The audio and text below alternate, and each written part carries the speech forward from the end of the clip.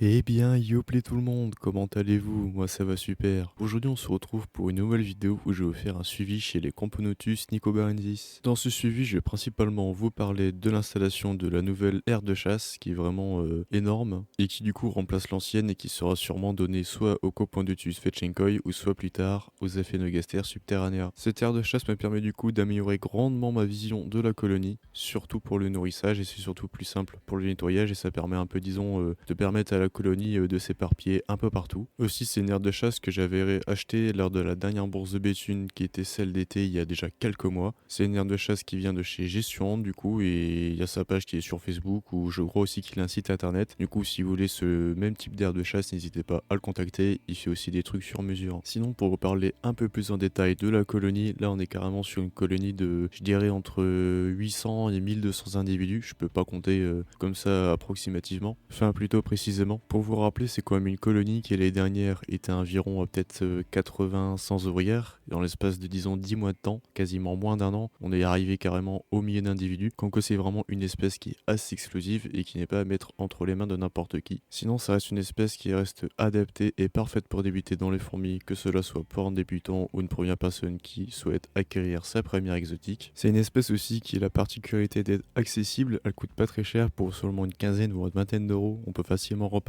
avec une jean avec ses premières ouvrières, ce qui est plutôt sympathique quand on commence l'élevage de fourmis, parce que c'est vrai que démarrer avec des jeans seuls, parfois ça peut être un peu chiant, et c'est vrai que démarrer avec des ouvrières c'est vraiment toujours un plus. Sinon, pour vous parler de la colonie en général, elle est toujours depuis quelques mois, déjà depuis quelques suivis dans ce petit setup avec les tubes, qui est du coup plein, mais quand je vous dis plein, c'est vraiment archi plein, et même plein de couvains. On a des tubes où c'est plutôt réparti avec des cocons et quelques nymphes nues, ça par contre je n'ai pas l'explication. Et après on a d'autres tubes où c'est simplement des ouvrières, et après on a le fameux tube avec la gine et ses petits œufs. Sinon, si vous n'êtes pas sans savoir qu'on arrive bientôt en pause hivernale pour les nicobarensis, donc on va partir sur 2 à 3 mois à 15 degrés, voire même un peu plus bas. Et je vais surtout couper le chauffage progressivement, par exemple le baisser d'1 ou 2 degrés par jour. Là elles sont vers 25-26, donc ça va prendre une petite semaine pour pouvoir les passer tranquillement en pause hivernale. Et aussi petit à petit je vais réduire l'apport en protéines pour la colonie. Sinon, pour vous parler un peu du futur de la colonie sur la chaîne et surtout ce qui va arriver pour cette colonie en général, il va bientôt avoir le boxing d'un nouveau nid qui arrivera très prochainement et ce sera un nid qui du coup permettra à la colonie de continuer à évoluer et à continuer sur sa lancée. Parce que si j'ai bien un objectif avec cette colonie pour les prochaines, c'est essayer de l'avoir mature, c'est-à-dire avoir des sexués dans la colonie. Et pour cela,